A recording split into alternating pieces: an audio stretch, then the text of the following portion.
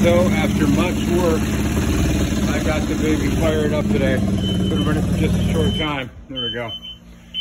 Because the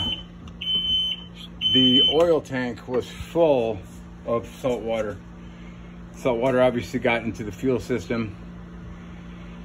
The first order of business I did, well, what happened initially? Here's my 2008 Honda Aquatrax F15X Turbo. I got caught after dark on Matanzas River and ran into a frigging mile marker and just happy to be alive. Anyway, got a lot of fiberglass work to deal with. Have some pros I called for that. I'm not going to try to attempt that myself. It's all up and down right there where the sponson used to be. And actually that's what caused it to happen, is it grabbed probably a lag bolt sticking out of one of those poles, grabbed the front of the sponson and just tore it back to about here. And that's what you can see sitting on. The force was just immense. There's the sponson that got yanked. And hey, what are you gonna do? Well, what I'm not gonna do is head out to go jet skiing at 5:30 when sunsets at 6:45 and I thought it was 7:30 and get caught in the dark. That's what happened. So anyway, I pulled the cover, I pulled the plugs, and cranked it over because it would hydrolock if you tried to start it because there was so much water in the engine. And it was just amazing to watch. It would have made Bellagio shy. The power that hit this garage door was just incredible on the first push. Then we pushed it maybe 4 or 5 more times and got a lot of sand and water out of the engine. Then I proceeded to change all of the fuses in the fuse block. They were like corroded in half. The main 30 amp fuse was broken in half from corrosion. So I dealt with the electrical, aired out the air filter.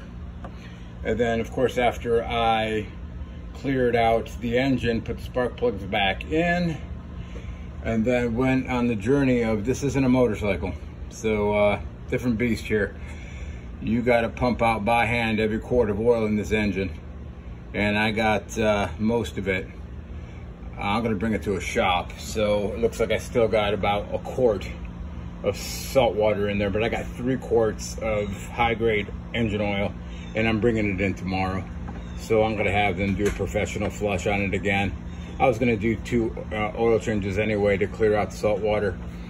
And then I poured 16 ounces of seafoam into the gas tank, along with 16 gallons of gas, 1 ounce per gallon.